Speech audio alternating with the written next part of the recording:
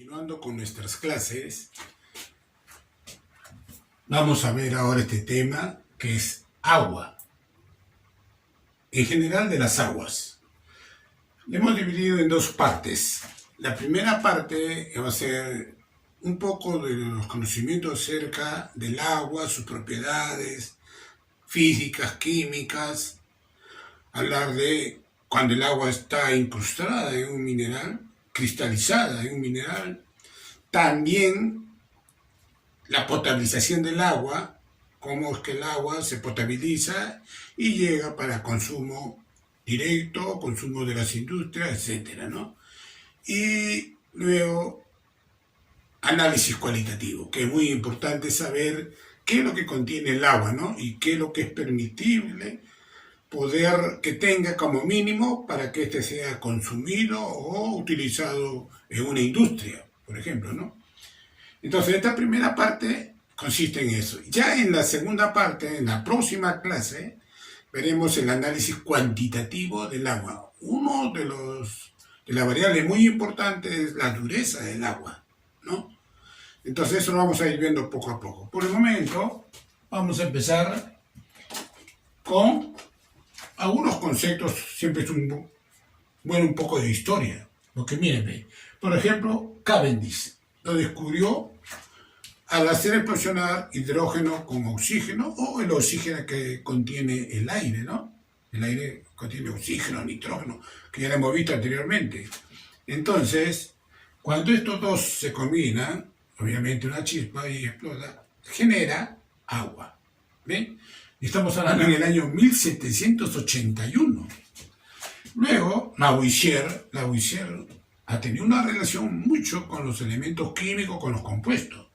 Estableció cuantitativamente la síntesis del agua, o sea, en las proporciones que se encuentra el hidrógeno con el oxígeno. ¿Ven? Más o menos estamos hablando del año 1783. Muy bien, es un poco de historia. Siempre al empezar la introducción, un poco de historia. Ahora, el agua, tan importante es para la vida humana, o cualquier ser vivo, y no sé si ustedes se habrán dado cuenta que cuando los investigadores espaciales que andan buscando vida en otros planetas, en otros sistemas, ¿qué es lo primero que se preocupan en tratar de encontrar? Si hay agua. Porque si encuentran agua, existe la posibilidad de que haya vida o que en un futuro, obviamente, se pueda colonizar, y el agua es fundamental para la vida. ¿Ven? Entonces acá, las 3/4 partes de la corteza terrestre, atmósfera o entre atmósfera del aire, se encuentran en sus 3 estados físicos naturales.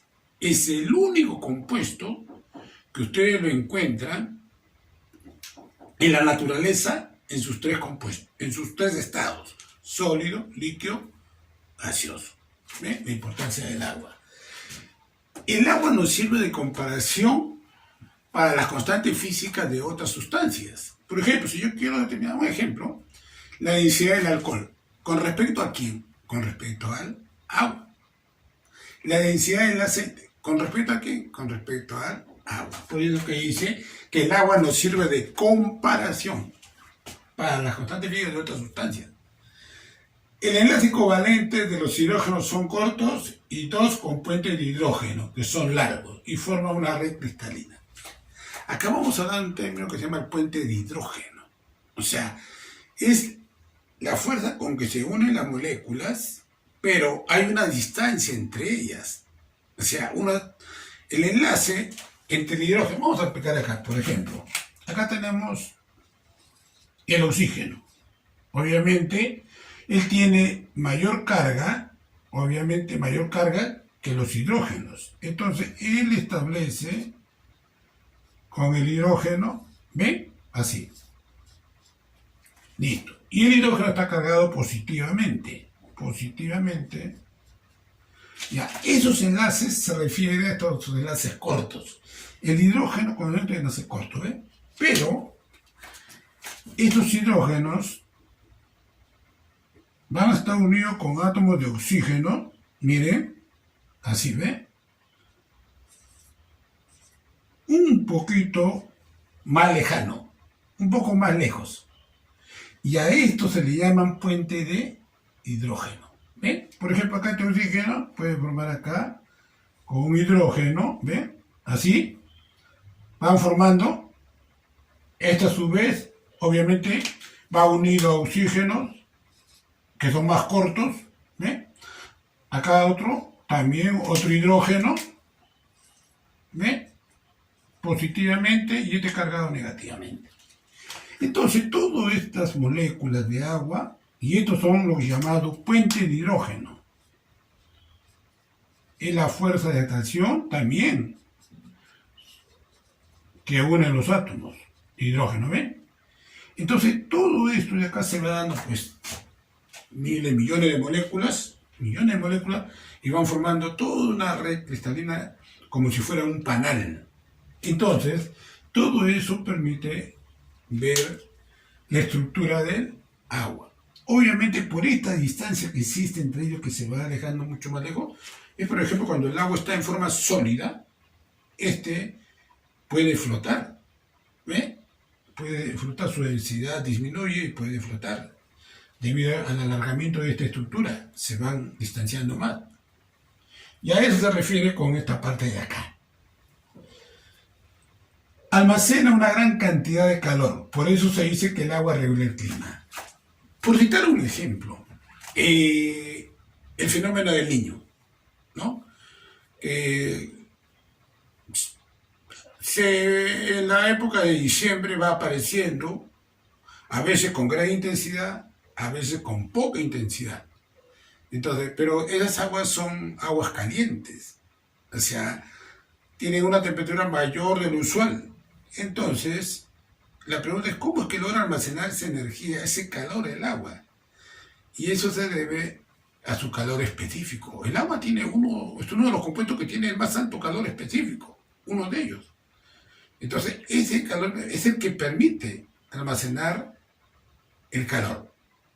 Por citar otro ejemplo. Ya, ustedes cuando hierven el agua, ¿no? Ponen su tacho, el agua hierve, y esa agua dura buen rato, puede durar 20, media hora, una hora inclusive, caliente el agua, caliente, ¿no? Fíjate, pueden preparar su café, ¿ven? Pero, ¿qué permite que en este largo tiempo se mantenga caliente? Es su calor específico. Porque si yo caliento un cuchillo que es de metal, al rato ya está frío, rápido. Entonces se debe que también una propiedad del agua, de almacenar cantidad de calor. Obviamente primero tiene que recibirlo, ¿no? Muy bien. Y así también podríamos hablar mucho, porque hablar de agua es un tema tremendo, grande, que ya ustedes también lo van a ver en análisis químico ambiental. Ahí también van a tratar un poco sobre el agua. ¿Bien? O sea, en cada curso, en algunos cursos, van a ir viendo mucho más conocimiento acerca del agua. Bueno, las propiedades físicas. Líquido incoloro, inodoro e insípido. O sea, no tiene color, transparente, inodoro, tiene olor, no tiene sabor. Pero cuando se encuentra en grandes cantidades, o sea, miles de kilómetros cúbicos de agua, este tiene un color azulado, o sea, del azul. Por eso que cuando nos ven desde el espacio y ven la Tierra, se nota un color azul, ¿no? Cuando está en grandes cantidades. ¿Bien? Ahora, si ustedes me dicen, pero yo he visto un mar que tiene color verde, allá pues yo he visto un mar con un medio rojo. Bueno, eso ya depende del lecho submarino. ¿De qué está conformado el lecho submarino? O sea, la profundidad de los mares, ¿no? Y eso también le da cierto color al agua. Tiene gran poder disolvente, por eso se le llama solvente universal. Todas las soluciones que ustedes van a preparar, lo van a preparar con agua. Agua destilada, obviamente, ¿no? Cuando más pura esté el agua, mucho mejor, para que no interfiera con la preparación, con las reacciones que se van a dar después, o para lo que se vaya a utilizar aquella solución que ustedes han preparado. Por eso que si ustedes cuando en el laboratorio se les va a pedir traigan, si es que no hay en laboratorio, ustedes tienen que traer agua destilada o agua desionizada. Desionizada significa que le han quitado sus iones. Agua destilada, que significa mediante un proceso de destilación, obviamente se ha purificado el agua. ¿Ven? Ya ustedes tomen destilación, lo van a ver en química orgánica, obviamente. Desionización, hablamos de intercambio iónico, también lo van a ver. Depende un poco de cromatografía en el agua o intercambio iónico en orgánica, por ejemplo, ¿no? Punto de fusión 0 grados centígrados, o sea, el agua se congela ahí. Punto de ebullición es cuando el líquido pasa a vapor, ¿no? A 100 grados centígrados. Ahora, dígame usted, el punto de ebullición acá en la costa es 100 grados, pero en la sierra el punto de ebullición es más bajo. Vamos a poner que sea 70 grados, 80 grados. Significa que en la sierra, si yo quiero cocer frijoles, va a demorar un poco más, debido a eso, al punto de ebullición. Como es más bajo allá, demora más. Ya seguro que en física le habrán explicado algo también sobre el punto de ebullición, ¿no? Algo que tiene que ver con la presión atmosférica y todo eso. La densidad a 4 grados centígrados, estoy redondeando porque es 3,94 grados centígrados, pero a 4 grados centígrados se considera 1 gramo por mililitro. O sea, por cada mililitro, 1 gramo. Pero aquí también el agua presenta cierta anomalía o ciertas condiciones anormales. ¿Por qué? Miren, si ustedes elevan la temperatura, la densidad va a disminuir. Si elevan la temperatura. Ahora, si bajan la temperatura, también la densidad va a disminuir. O sea, si eleva la temperatura, disminuye la densidad. Si baja la temperatura, disminuye, ¿ven? O sea, no va con el patrón clásico de otros compuestos. Por eso se le dice que tiene ciertas características anómalas. ¿Ven? Su calor específico, 1 caloría sobre grado centígrado, o también 4,186 joules, grado centígrado, ¿no? El valor del agua. Y ya este es el que justamente tiene que ver con esto, que almacena una gran cantidad de calor, por eso se dice que el agua regula el clima. Por esta condición. Es una de las más altas que tiene. Tiene una elevada conductividad térmica, ¿ven? Listo. Fuerte poder ionizante, ¿no? Ionizar los elementos. Y así, seguro, por ejemplo, la tensión superficial. El agua. La tensión superficial, podríamos, no sé, ustedes alguna vez les han dicho, el insecto, una araña, puede caminar encima de la superficie debido a que ahí hay una tensión superficial, una fuerza. Y ahí ya estaríamos hablando de fuerza de cohesión, fuerza de adhesión, pero hay una fuerza de cohesión. Una guilea, una aguja se puede hacer flotar en el agua por la fuerza, tensión superficial. Estamos hablando de propiedades físicas. Y también nosotros, cuando quiero determinar tensión superficial de otro compuesto, lo comparo con la tensión del agua. Por ejemplo, miren, y otra cosa, si yo espolvo azufre, ustedes saben que el azufre es un color amarillo, si está en polvo y yo lo esparzo sobre la superficie del agua, como que va a flotar. Miren, flota debido a la tensión superficial. Pero si yo le agrego detergente, los detergentes tienen tensoactivos, y eso también lo van a ver en tecnología de productos industriales.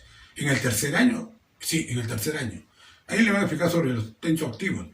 El tensoactivo hace que la tensión superficial del agua disminuya, y ese azufre que estaba flotando va a comenzar a no precipitarse, sino simplemente se va a ir al fondo por tener una mayor densidad. ¿Por qué? Porque el detergente, que es un tensoactivo, disminuyó la tensión superficial. Y eso es lo que permite sacar la suciedad de la ropa cuando uno lava ahí con detergente, ¿no? Bueno, pero todo eso lo van a ir viendo poco a poco en otras unidades. La viscosidad, o sea, la resistencia que ofrece el agua a fluir, a deslizarse. También de comparación para los aceites, ¿no? ¿Ven? Tú dices, por ejemplo, que el agua es muy importante y es muy amplio. Y bueno, y así podríamos hablar de otras propiedades más que poco a poco lo van a ver en físico-química, en orgánica, en análisis químicos ambientales y más adelante, ¿no? Acá nuestro tiempo es corto. Bueno, Bueno, otra parte importante, las propiedades químicas.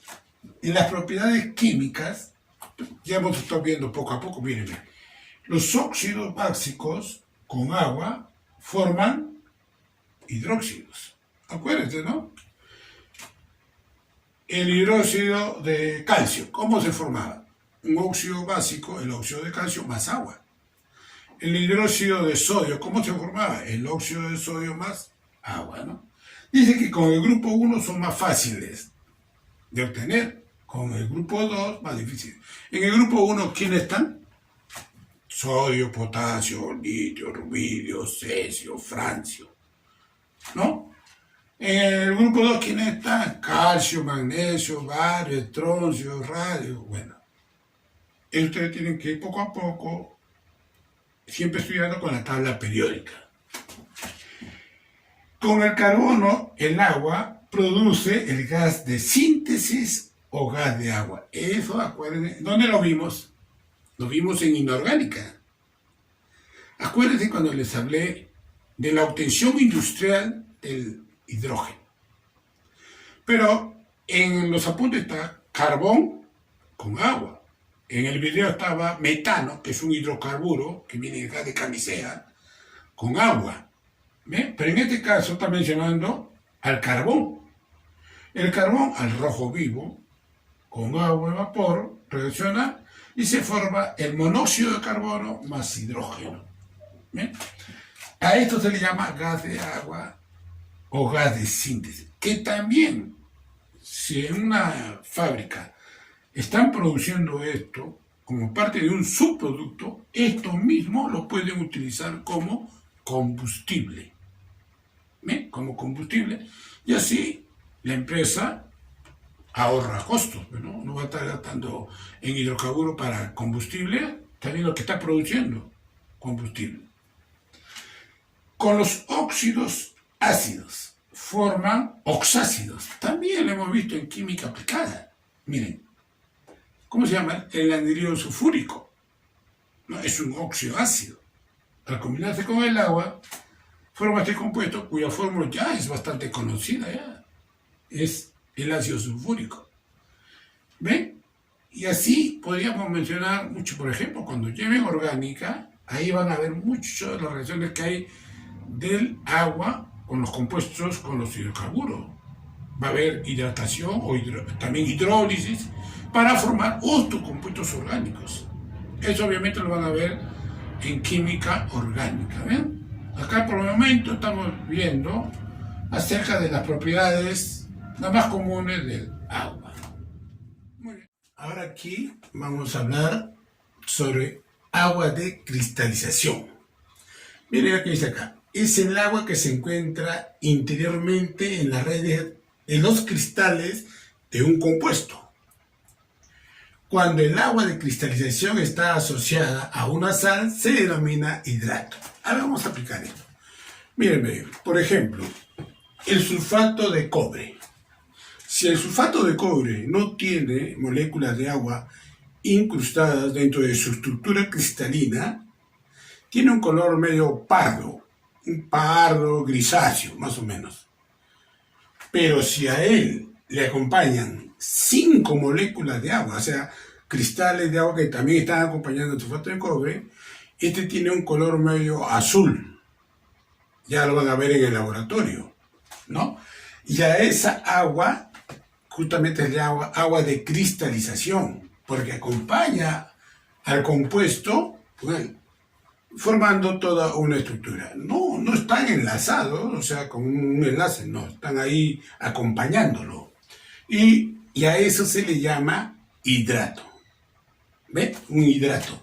Porque la sal está acompañada por agua, cristales de agua. ¿Cómo se llamaría este? Sulfato de cobre penta. 5 es penta hidratado. Si fuera 7, hecta hidratado. Si fuera 8, octa hidratado. Si fuera 10, deca hidratado. ¿Ven? Por ejemplo acá, sulfato de calcio dihidratado. ¿Ven? O sea, está acompañado por 2 moléculas de agua. O sea, la estructura está ahí juntos ellos, formando todo un compuesto.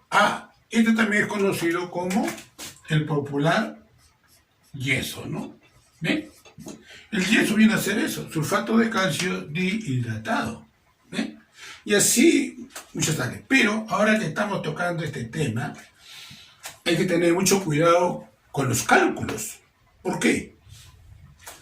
Un error que cometen algunos estudiantes, es que cuando quieren preparar, dice, vaya a preparar usted 100 mililitros de sulfato de calcio, 2 molar, ya, va. Cuando uno va a la balanza, hace sus cálculos, no considera el agua. En su cálculo no considera el agua. Él considera como si el sulfato de calcio fuera puro. Vamos a me ha salido 0,52 gramos, tengo que pesar 0, va y pesa 0,52. Y él piensa que está pesando solamente el sulfato de calcio puro. No, generalmente viene acompañado por 2. Cuando pesa sulfato de cobre, está acompañado por 5 moléculas de agua. Y cuando él hace su cálculo, piensa que el compuesto que va a ir al almacén a solicitar, le van a dar sulfato de cobre puro. No.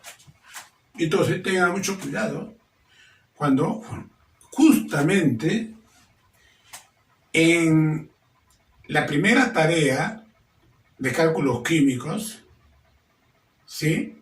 En la pregunta 5 dice, el porcentaje peso en peso es igual a ¿qué? El peso del soluto, ¿no? ¿Está bien? Sobre el peso de la solución por 100. ¿Qué cosa es el peso de la solución? Es el peso del soluto más el peso del agua, o sea, el solvente. Pero en esta formulita, esta agua no lo han considerado en la fórmula. Ahí les he mandado el solucionario en el icono de documento explicando esto. No han considerado en la fórmula donde dice peso de la solución, peso del soluto más el peso del solvente. Esta agua no lo han considerado ahí. Es lógica. Ya, aclarado ese punto. El hidrato se disuelve en el agua que absorbe formando una solución. Se dice que es una delicuescencia. Delicuescencia es, por decir, ¿no? Vamos a poner el hidróxido de sodio. Son como unas granallas, así como unas pastitas blanquecinas. Si uno deja destapado por accidente el pote donde están esas granallas, ¿qué va a suceder? Va a absorber el agua del ambiente. Y más que estamos en el Callao, que tenemos una humedad altísima, 96%, 98%, va a absorber el agua, y esa agua que va a absorber se le llama delicuescencia y se va a convertir en una solución. Lo vamos a seguir utilizando, pero ya prácticamente va a estar líquido. Y uno, profesor, está líquido y tienen que pesar gramos. Ahí ya tienen problemas los alumnos. O sea, a esas sustancias se le llaman higroscópicas, porque absorben de la humedad del ambiente, el agua del ambiente. Y en caso ocurra lo contrario, en vez de absorber, lo elimina, se le llama eflorescencia. Entonces, delicuescencia absorbe el agua. Eflorescencia elimina el agua. Muy bien. El siguiente paso, potabilización del agua. O sea, ¿cómo hacer que el agua sea potable? Miren, por ejemplo, la tarjea. Seguro que cuando ustedes ya lleven ambientales, que es en el 4º semestre, van a una visita a la tarjea, de repente lo lleven a visitar la tarjea como una visita de campo. El agua del río Rímac son las aguas que nos sirven para tratar el agua y convertirla en agua potable. Pero imagínense todas las impurezas que trae el agua. Ahora, esto por hablar todavía de un río que todavía no es muy difícil tratarlo. Imagínense las aguas servidas, la famosa planta de oxidación. Por ejemplo, en el norte de Chiclayo hay una planta de oxidación, todas las aguas servidas van a una gran piscina para tratarlas. Imagínense ahí, esas aguas que llegan ahí, llegan pues con residuos fecales, con aceite, grasas, todo tipo de desechos, imagínense para tratarlas. Y aparte de los olores y todo eso. ¿Ven? Por ejemplo, aquí, las impurezas. Las impurezas que contienen las aguas que van a ser procesadas para consumo personal o uso industrial. Sólidos en suspensión. Son aquellos que no se disuelven en el agua, como las arcillas que tienen silicatos, lodo, materia orgánica. Material orgánico, pues, pedazos de troncos, ramas, inclusive de animales muertos, una vaca muerta. Todo eso va quedando atrapada pues, en unos rieles, en unas parrillas, justamente para ir ya eliminando las impurezas. Grasas. A veces yo cuando recomiendo a mis alumnos en clase les decía, a ver, ¿qué hacen ustedes? Ya terminaron de freír su carne, su pescado, el huevo y les sobró regular aceite. ¿Qué hacen? De frente lo echan al lavadero. Todo ahí, el aceite grasiento y todo. Y para tratar eso, por ejemplo, la gente, todos lavamos. El detergente. Todos esos residuos también para tratarlos. Tenemos normativas en que dicen solamente es permisible esta cantidad. Y para llevarlo hasta ahí es todo un tratamiento, todo un proceso. Entonces, esos son los sólidos. Luego, las sustancias disueltas. Carbonato, bicarbonato, sulfato, nitrato, cloruro de sodio, potasio, calcio, que están ahí disueltas. De repente ustedes ni lo ven, pero están ahí. También hay algo, la norma indica, solo se permite hasta esta cantidad, en parte por millón. Estamos hablando de miligramos por litro. También todo eso hay que tratar. Por eso que la tragedia pues, tiene su laboratorio de control de calidad, tiene equipo de extracción atómica, todo el equipo necesario, que sea necesario para analizar y ver, ¿no?, si esta agua puede pasar a consumo. Gases en solución. Dióxido de carbono, oxígeno, nitrógeno, amoníaco, óxidos de nitrógeno, sulfuro de hidrógeno y otros. Sustancias orgánicas, bacterias, microorganismos, o sea, imagínense la salmonela, el estéril no sé cuánto, o sea, todo eso también que afectan el organismo. Entonces, todo eso, por eso que también existe en el proceso, sustantiva de cloración, donde hay que echar cloro para eliminar justamente a todas estas bacterias que les pueden hacer daño al consumirlas. Entonces, eso es más o menos para que tengan una idea. Esto lo vamos a seguir, y también lo van a seguir viendo con otros colegas, ¿no?, acerca del agua, su tratamiento y muchos análisis más. En el proceso, por ejemplo, ¿no?, aguas crudas, o sea, sin tratar. Vamos a imaginar que vienen las aguas del río Rímac. Se encuentra primero con la reja. Ahí, ustedes no sé si se acordarán cuando hubo el fenómeno del Niño hace poco, las cámaras de televisión enfocaban, ¿no?, que estaban limpiando, quedaban atrapados ahí, recogían con unos ganchos, entonces se la reja, la rejilla. Inclusive, yo me acuerdo la última vez que vi, me pareció ver rejas así de fierro, pero que parecían rieles de tren. Ahí quedan atrapados los grandes troncos, animales muertos, todo ahí. Luego falta un desalenador, o sea, quitarle la arena, materiales ya un poco más pequeños. Luego dice coagulación o floculación, sulfato de aluminio. O sea, se agrega para la finalidad de agruparlos, aglutinarlos. Y esto por su densidad. Y también se puede agregar otros aditivos para ayudar a la floculación. Se van asentando en el fondo. ¿Ven? De ahí pasan a otra etapa, la filtración. También como filtro, inclusive filtros que se usan en la piedra grava, arena gruesa, para que cada vez el agua tenga menos contaminantes, menos impurezas, menos sólidos, hasta que llegamos a la parte del proceso donde es la desinfección, claro, cloro, para matar a los microorganismos, las bacterias que pueden causar daño. También se puede usar ozono. Ozono es una forma atópica del oxígeno, ¿no? O3 tiene 3 átomos de oxígeno. inclusive los rayos ultravioletas, todo sí, sí, pero hay métodos obviamente que resultan caros. El cloro es el más utilizado. Una vez que se ha obviamente desinfectado, pasa al almacenamiento y de ahí a los consumidores. Pero lo más importante es que en estas etapas también se va necesitando un control de calidad, y todo el sistema tiene pues un sistema de aseguramiento de la calidad, porque esto va pues a personas. Entonces es importante llevar los controles de calidad, y justamente ustedes están preparados, algunos de ustedes de repente por ahí llega a CEDAPAL, ya menos va a tener conocimiento de los análisis que se realizan. Más o menos para darles una idea, en el archivo está más detallado cada etapa para que ustedes lo vayan leyendo, ¿no? Muy bien, vean ahí para pasar a la siguiente. Continuando pues con nuestra clase, nuestra primera clase de aguas, ahora viene la parte que ustedes como laboratoristas tienen que también dentro de sus conocimientos tenerlo, ¿no? Y es la primera parte que es análisis, vamos a poner acá, análisis cualitativo,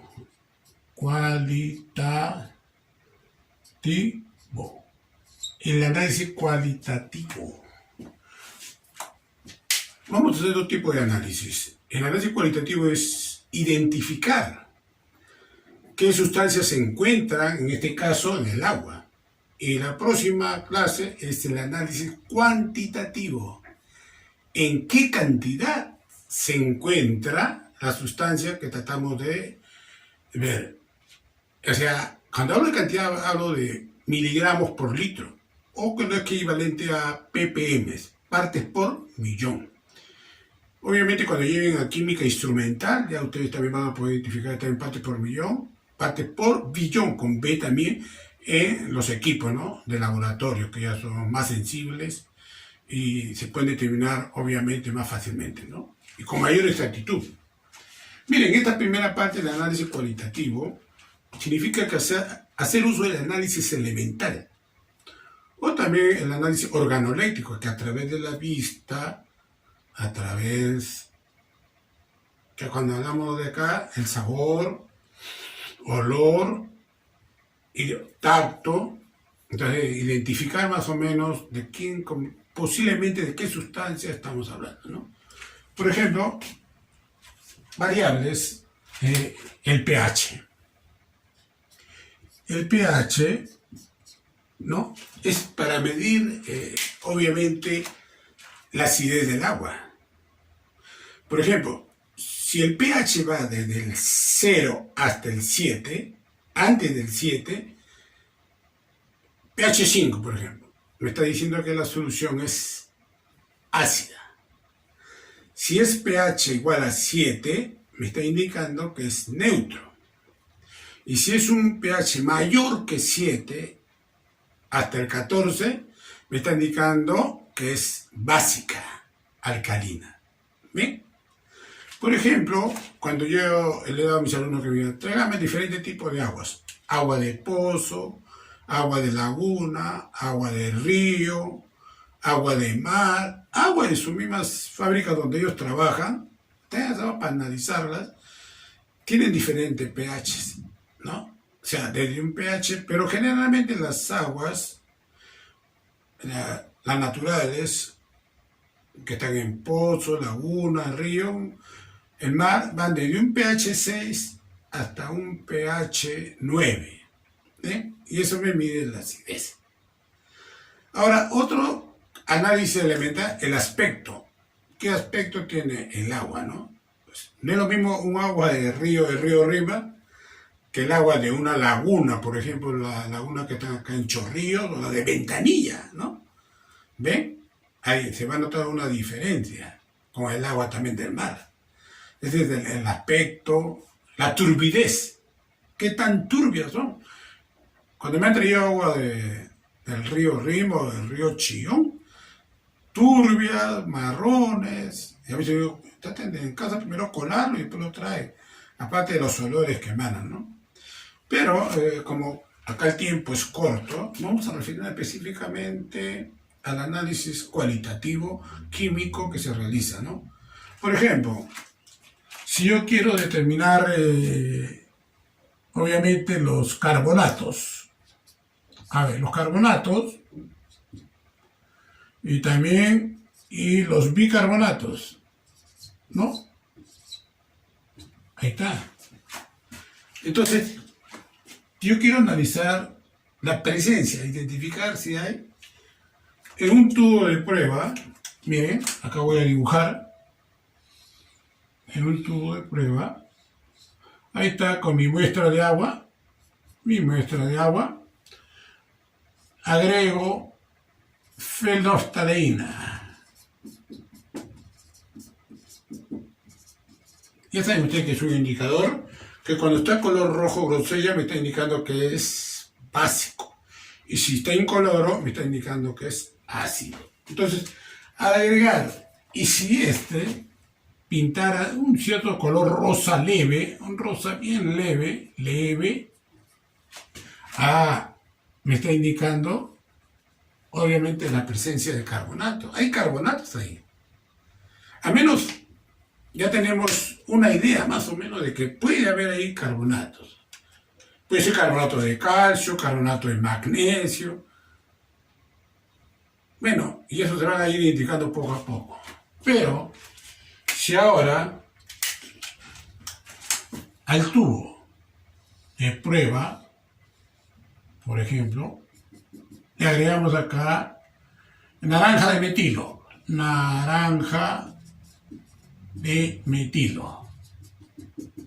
Y toma un color leve amarillo claro, estamos también identificando a los bicarbonatos. Y los carbonatos y bicarbonatos forman lo que se conoce como la dureza temporal del agua, que en la próxima clase vamos a determinar en qué cantidad y en función de del carbonato de calcio. Eso ya vamos a explicar en la próxima clase. Por el momento estamos haciendo un tipo de análisis cualitativo. A ver, por decir otro ejemplo. Quiero determinar la presencia de cloruros. ¿No? Ya ustedes saben esto, ya.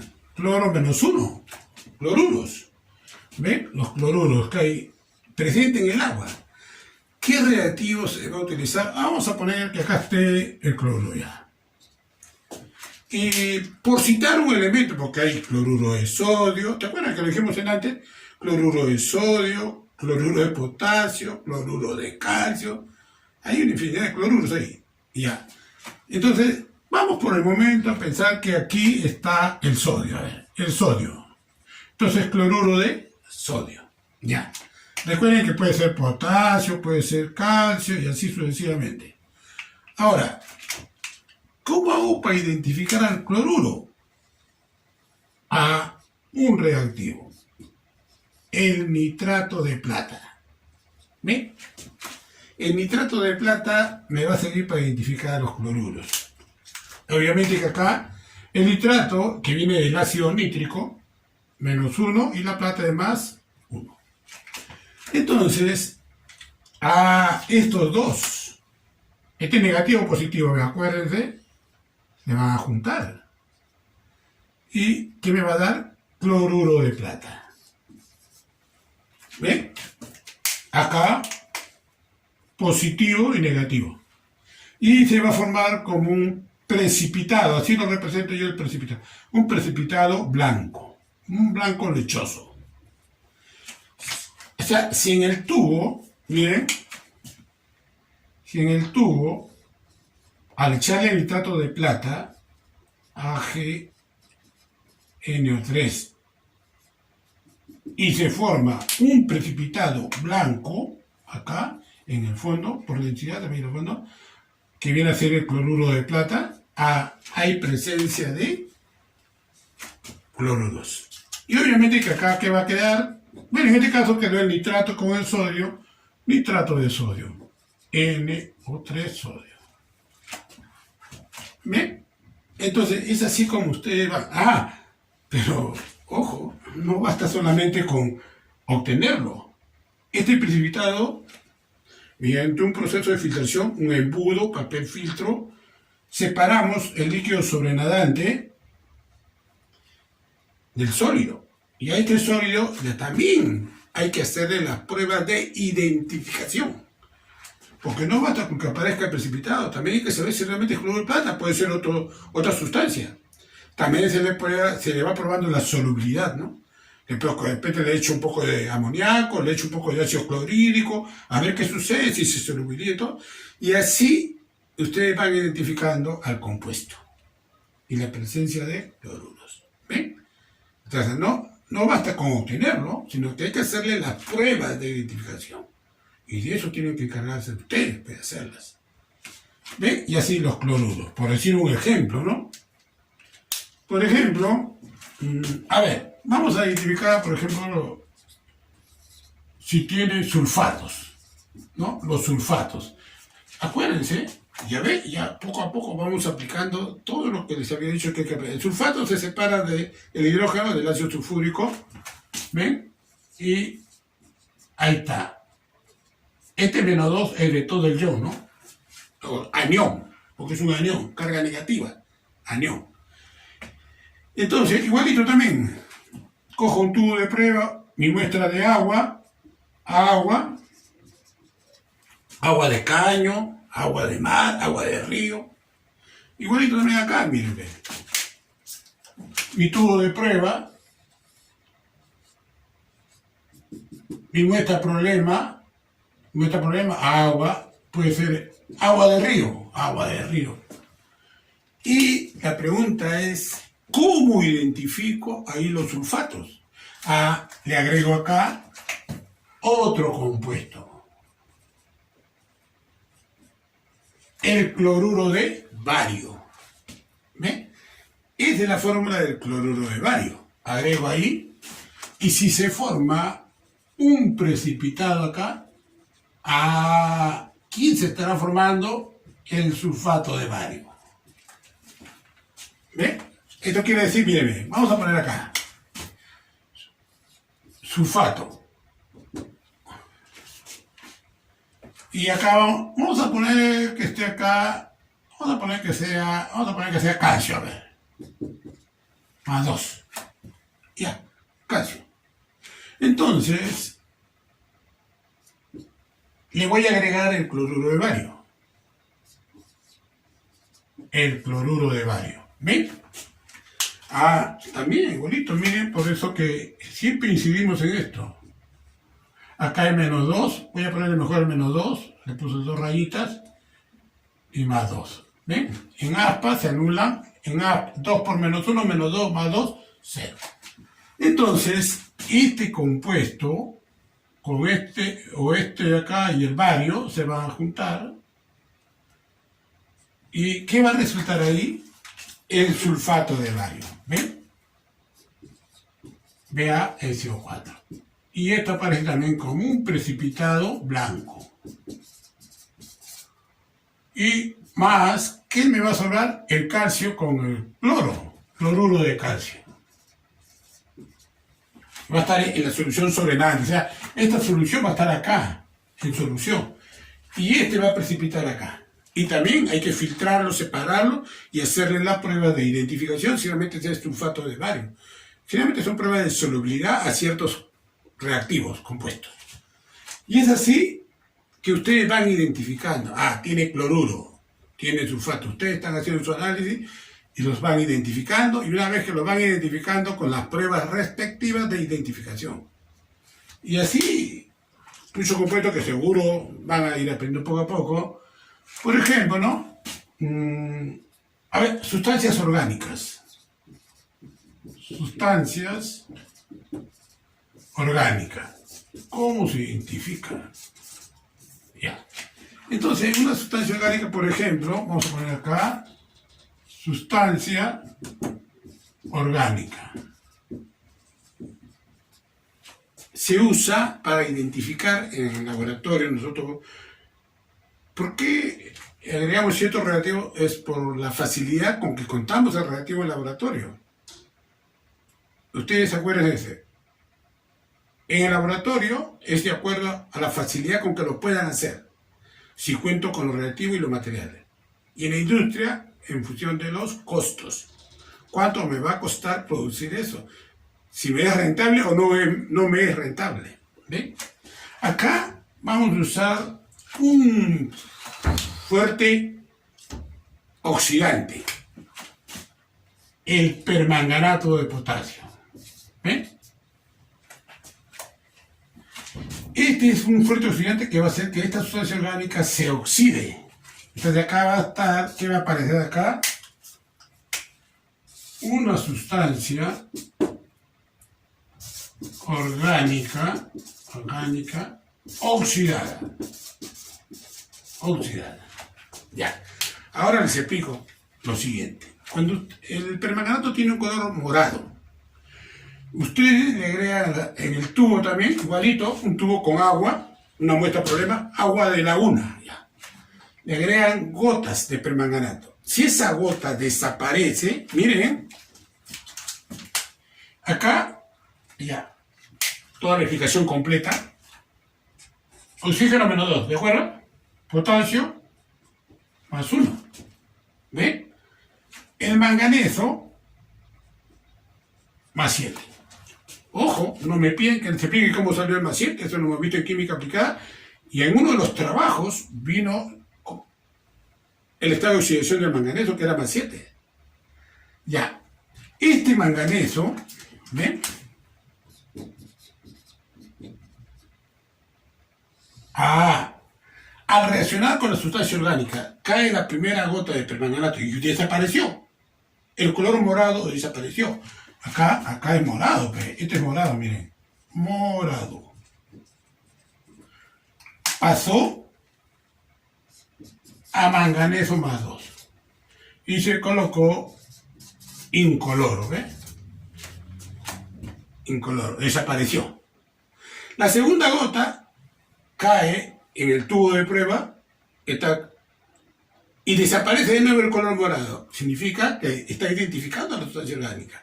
La está oxidando. Pero va a llegar un momento, miren, va a llegar un momento que el incoloro ya no va a desaparecer. O sea, el manganeso más 7 pasa a manganeso. No pasa nada, se mantiene el manganeso más 7. Esto de acá se mantiene. O sea, se sigue acá. KMnO4. O sea, se mantuvo el morado, miren. Morado y morado. Hasta ahí nomás. ¿Ven? Cuando yo agregué una gota más y el color ya no desapareció, se mantuvo el color morado. Significa que ya oxide a toda la sustancia orgánica. ¿Ven? Porque justamente él está ocasionando la oxidación de esta sustancia. Y cuando ya terminó de oxidar, ya el color no va a desaparecer, se va a mantener. El morado se va a mantener. Estamos identificando cantidad de... ¿Cómo sabemos, por ejemplo, no? ¿Quién tiene más sustancia orgánica? ¿El agua de río, el agua de pozo, el agua de mar? Es quien consume más gotas de permanganato. Y en la experiencia que tenemos siempre cada año, el agua de río es el que consume más gotas de permanganato. Claro. Traen residuos fecales, residuos de todo tipo. Todos los desagües van ahí. Y obviamente hay que oxidar bastantes sustancias ahí. Y es la manera como ustedes cualitativamente están identificando las sustancias orgánicas. Bueno, casi no me queda despacio. Por ejemplo, ¿no? Por ejemplo, si yo tuviera... Bueno, como ya esto queda grabado en el video, voy a agarrar un pedacito nada más. ¿Ah? Por ejemplo, si quisiera identificar al calcio, ¿no? Si yo tengo una muestra problema de calcio, obviamente también al agua hay que prepararla, hay que darle las condiciones para hacerle la prueba. Voy a llevar a un pH de tal manera que pueda hacer la prueba. Por ejemplo, se usa bastante el hidróxido de amonio, el amoníaco, para ponerle un pH adecuado al agua y le agrego, por ejemplo, este compuesto, ¿no? Na2, C2O4. Oxalato de sodio. El oxalato viene del ácido oxálico, que es un ácido orgánico Ya cuando lleven orgánica van a estudiar el ácido oxálico como uno de los ácidos carboxílicos, bastante importante. Entonces, este sodio va a reemplazar los hidrógenos del ácido oxálico para convertirse en el oxalato de sodio. Si reaccionan y el calcio va a reemplazar el sodio, miren, así. ¿Ven? ¿Por qué? Porque, para dar la explicación, como este viene del ácido oxálico, el ácido oxálico tiene dos grupos carboxilos. Ya en orgánica le van a explicar, menos 2, acá hay más 1. 2 por más 1, más 2. Con menos 2 queda 0. Como este es menos 2, y este más 2 menos 2, 0. ¿Ven? El calcio reemplazó al sodio, a los dos átomos de sodio, vean. Y acá también aparece como un precipitado blanco. Y obviamente el sodio que está quedando acá, ¿no? Por ejemplo, 2, con el resto se combinará los otros elementos que estén ahí en el agua. Pero esta es la prueba, ¿ven? El calcio, el agua, primero lo acondiciono, le agrego oxalato de sodio, el calcio desplaza el sodio y se forma el oxalato de calcio. Precipitado blanco y esto. Y aunque les parezca, miren, este principio también se usa bastante para desionizar el agua. O sea, ustedes tienen intercambiadores iónicos, uno para los cationes y uno para los aniones. Y también, si yo quiero cómo elimino el calcio del agua, uso uno que tenga pues, sodio, ¿no? Ahí, de repente las resinas hacen el intercambio. Y después la resina se regenera con hidróxido de sodio, por ejemplo, ¿no? Se regenera la resina. Ese es otro campo también de otro curso, de otra materia. Pero más o menos para que tengan una idea, cómo estos principios que se ven acá básicos ayudan a la explicación de los otros procesos que van a ver también más adelante. Entonces, ahí tienen ustedes una idea de cómo se realiza el análisis cualitativo. La próxima semana estaremos viendo el análisis cuantitativo, donde se ven, regresamos nuevamente a los cálculos y a los problemas, que es muy importante que ustedes resuelvan problemas de este tipo, ¿no? Especialmente todo lo que es análisis cuantitativo. Muy bien, por el momento nos vamos a quedar ahí. Ya saben, siempre pedirles den like, suscribirse para que así siempre, eso nos da motivación a todas las personas que están siempre en estos avatares. Muchas gracias.